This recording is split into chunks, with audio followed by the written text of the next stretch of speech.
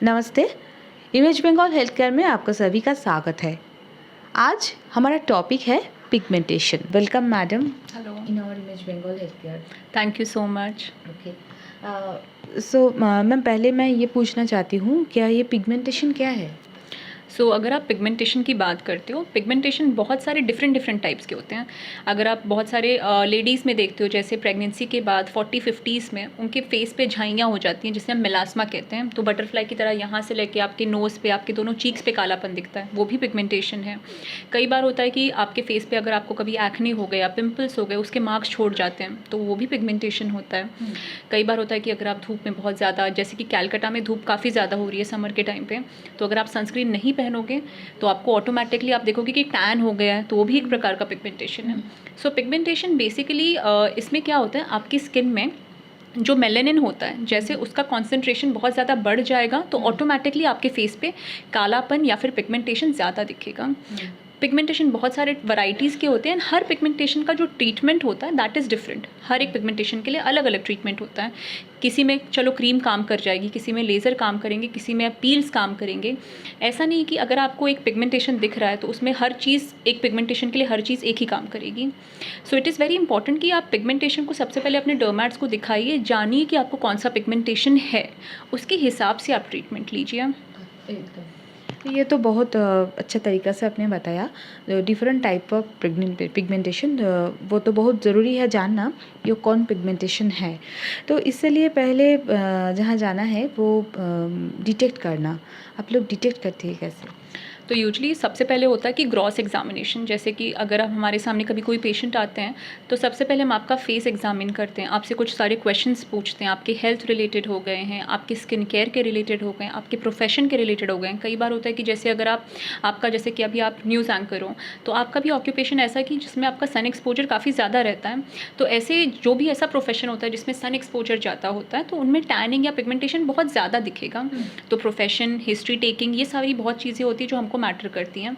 Secondly, हम लोग am medical centre में हमारे पास मशीन है जिससे हम लोग आपका पूरा फेस स्कैन करते हैं एंड उसमें कितने लेवल पे पिगमेंटेशन है वो भी समझ में आ जाता है। तो it is two major prospect होते हैं अगर हमें डिटेक्ट करना कि आपको पिगमेंटेशन कैसा है, कितना लेवल का है और किस वजह से है। एक होता है आपका history taking, asking question, grossly देखना, एंड दूसरा हम करते हैं कि मशीन के थ्रू डिटेक्ट करते हैं। एकदम। तो मैडम, और एक बार मैं आपको पूछना चाहती हूँ, क्या ये ज़रूरी है, आप लोग सन एक्सपोज़र के बारे में हम लोगों को बुलाया, बताया, लेकिन बात क्या है कि कहीं-कहीं टाइम हम लोग को तो हार्मोन रिलेटेड इश्यू हो जाते हैं और कहीं-कहीं कोई जेनेटिक्स इश्यू भी हो जाते हैं, ऐसे हो जाते हैं। तो ये अंदर का कुछ बात है जैसे पिगमेंटेशन होता है? देखिए, आपने बहुत ही अच्छी बात कही है कि जैसे कि जेनेटिक रीजनिंग काफ़ी इंपॉर्टेंट होता है।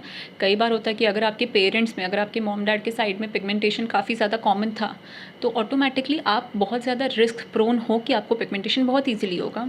सेकेंडली, इंटरनल फैक्टर्स की अगर बात की जाए तो इंटरनली अगर आपका डाइट अच्छा नहीं है, जैसे कि अगर आपके डाइट में एंटीऑक्सीडेंट्स जैसे खाने नहीं है, ग्रीन लीफी वेजिटेबल्स हो गए, फ्रूट्स वेजिटेबल्स अगर आप कम खा रहे हो एंड जंक ज़्यादा खा रहे हो, तो ऑटोमेटिकली आपका जो बॉडी का सिस्टम रहता है वो आपके मेलेनिन को और बढ़ाता जाएगा, जिसकी वजह से आपके पिगमेंटेशन बहुत ईजिली जाएंगे नहीं।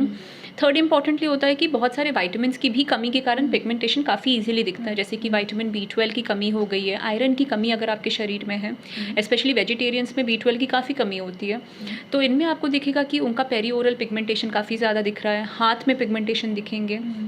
तो ये सारी इंटरनल फैक्टर्स भी इंपॉर्टेंट होते हैं जब आप पिगमेंटेशन को ट्रीट कर रहे हो, एंड साथ ही साथ में जेनेटिक बहुत ही इंपॉर्टेंट होता है। तो ये दोनों ही चीज़ें पूछना और इसको भी डिटेक्ट करना इज़ इम्पॉर्टेंट। एकदम। मैडम, ये पिगमेंटेशन के बारे में और एक चीज़ पूछना है, क्या वो क्या मुँह में हो सकता है और फुल बॉडी में भी हो सकता है?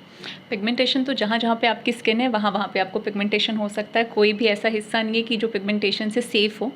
डेफिनेटली जो आपकी एरिया थोड़ा सा ज़्यादा कवर्ड रहता है, जैसे कि अगर आप हाथ पैर की बात कर लो, आपकी ट्रंकल एरिया की बात करते हो, तो ये हमेशा ढका हुआ रहता है, तो यहाँ पे सन एक्सपोजर ज़्यादा नहीं हो पाता है। तो आप हमेशा, पेशेंट्स मेरे पास आते हैं, कहते हैं कि मेरा चेहरा देखो टैन हो गया है मैम, बट मेरी बॉडी गोरी है, ऐसा क्यों?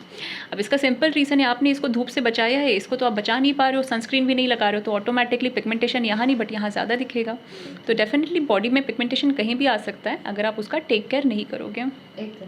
तो मैम, अभी आप ट्रीटमेंट में इलाज के बारे में हम लोग पूछेंगे, क्या इलाज क्या है पिगमेंटेशन का? तो जैसे कि ट्रीटमेंट जो होता है, हर पेशेंट का जो पिगमेंटेशन होता है, सबसे पहले आप उसको पता लगाइए कि पिगमेंटेशन कौन से टाइप का पिगमेंटेशन है। तो ट्रीटमेंट भी काफ़ी ज़्यादा डिफर करता है। कई बार होता है कि प्रिस्क्रिप्शन बेस्ड क्रीम्स जो आपको डर्मैट्स आपके देते हैं वो काम कर जाते हैं।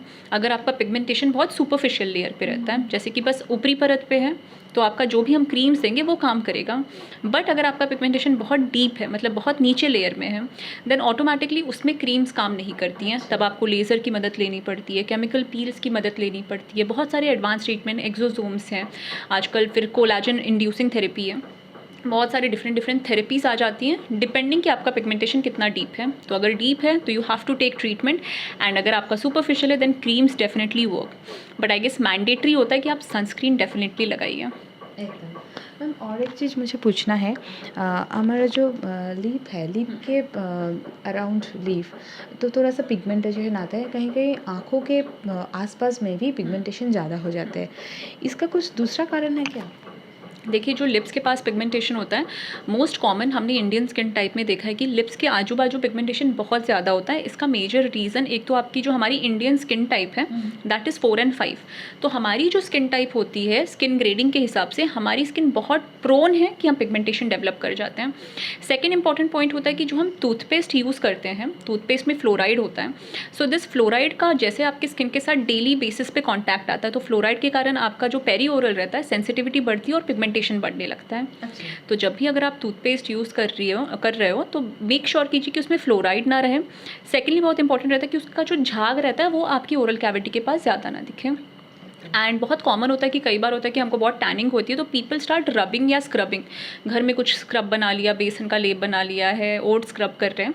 अगर आप बहुत ज़्यादा स्क्रबिंग भी करोगे तो आपका फेस पे पिगमेंटेशन, फ्रिक्शनल मेलानोसिस कहते हैं इसे, तो वो भी बहुत ज़्यादा ट्रिगर हो सकता है। अच्छा। तो इन सारी चीज़ों को भी प्लीज़ मत कीजिए अगर आप अपने पिगमेंटेशन को कम करना चाहते हो। सेकेंड, आपने इंपॉर्टेंट क्वेश्चन पूछा कि पेरी ऑर्बिटल या डार्क सर्कल्स के बारे में बात करते हैं। डार्क सर्कल्स के अभी इसको आप 3 मेजर ग्रुप्स में डिवाइड कर लीजिए। सबसे पहले जैसे कि जेनेटिक अगर आपका रीज़न है तो उसके ऊपर बस लेज़र्स एंड पील्स वर्क, कोई क्रीम नहीं काम करती है। कई बार होता है कि हमारी जो लाइफस्टाइल होती है, रात तक हम बैठ के मोबाइल स्क्रॉल करते रहते हैं, इंस्टाग्राम देखते हैं, एंड उसकी वजह से भी आपकी आइज़ बहुत ज़्यादा टायर्ड हो जाती है, जिसके कारण अंडर आई पिगमेंटेशन आपको बहुत ईजी हो जाता है।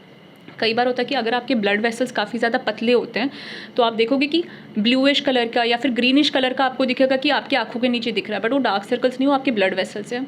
तो इसमें आप कॉफ़ी बेस्ड प्रोडक्ट्स यूज़ कीजिए, जिससे आपका थोड़ा सा जो ब्लड वेसल्स है वो श्रिंक हो जाएंगे। एंड कई बार होता है कि किसी की हड्डी की बनावट ही अलग होती है बहुत, अगर आपका जो बोन है पीछे की ओर होगा तो आपका शैडो गिरता रहता है, तो उसके कारण भी आपको लगता है कि आप डार्क सर्कल दिख रहे हैं, टायर्ड आइज दिख रही है, डल लुक आ रहा है। तो different reasons, different treatments for each and every pigmentation, I guess. Okay.